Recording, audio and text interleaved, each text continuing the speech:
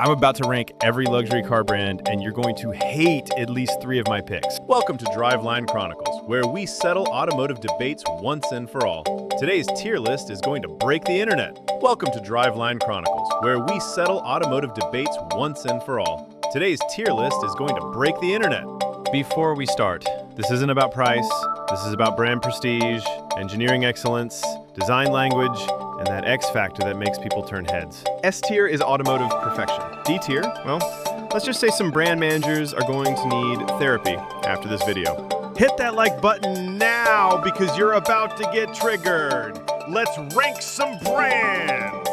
Starting with the obvious, Rolls-Royce takes S tier. When you literally invented automotive luxury, you earned this spot. The Phantom is still the ultimate status symbol. Bentley joins S tier because they perfected the art of fast luxury.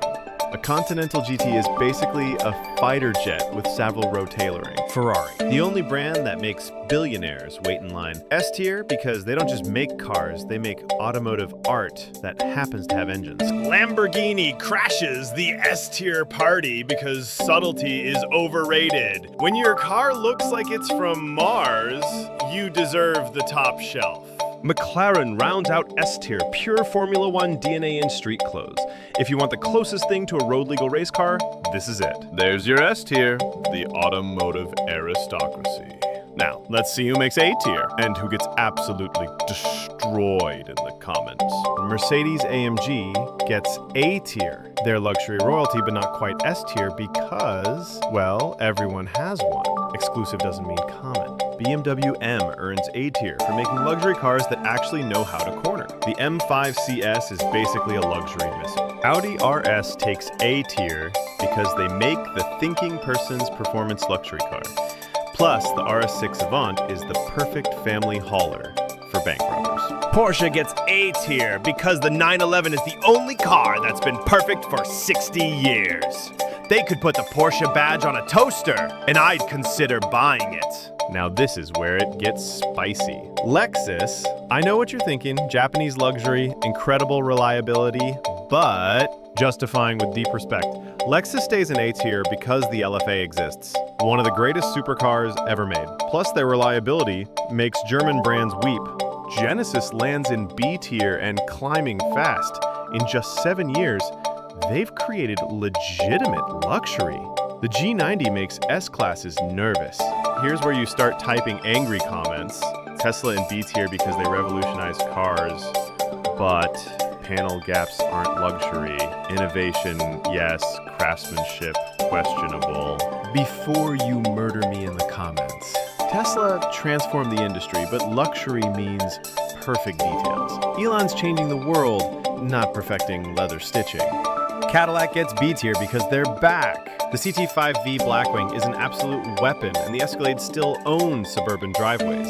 Volvo takes B tier for inventing safety and making it luxurious. Swedish minimalism hits different when it's wrapped in premium materials. Maserati gets B tier because sometimes heart beats head. Yes, they break down. Yes, I'd still buy one. That exhaust note is automotive poetry. Okay, C tier is where friendships end and comment sections burn. Some of these placements are going to hurt feelings. Regular BMW without the M badge drops to C tier. When every soccer mom has an X3, you're not luxury anymore. You're mainstream with a premium price. BMW fans, I see you typing furiously. A 320i with plastic trim isn't luxury. It's a Honda Accord with an expensive badge. A regular Audi joins BMW in C tier when your base model shares an interior with a Volkswagen. The luxury argument gets weak.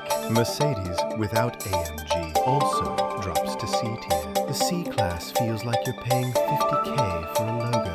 The 1990s S-Class had more presence. German luxury fans are having a meltdown. But here's the truth. When everyone can lease your entry model, you're not exclusive. Accessibility killed mystique. D tier. This is where careers end, and comment sections become war zones. If you're a brand manager for these companies, I'm sorry. Acura lands in D tier because it's just Honda with a fancy badge. The NSX was incredible, but one Halo car doesn't save a brand selling glorified Accords. points. Lincoln gets D tier because nobody under 65 aspires to own one. It's Ford with more chrome. Where's the soul? Where's the desire? Infiniti completes D tier. Nissan keeps this brand on life support, but nobody knows why. The G35 was great in 2003. There's your complete luxury car tier list. S tier gods, A tier excellence, B tier solid choices, C tier overpriced mainstream, and D tier, well, they tried. Absolutely destroy me in the comments with your tier list. Subscribe if you want more controversial automotive takes. And remember, if you're not triggering someone, you're not doing it right.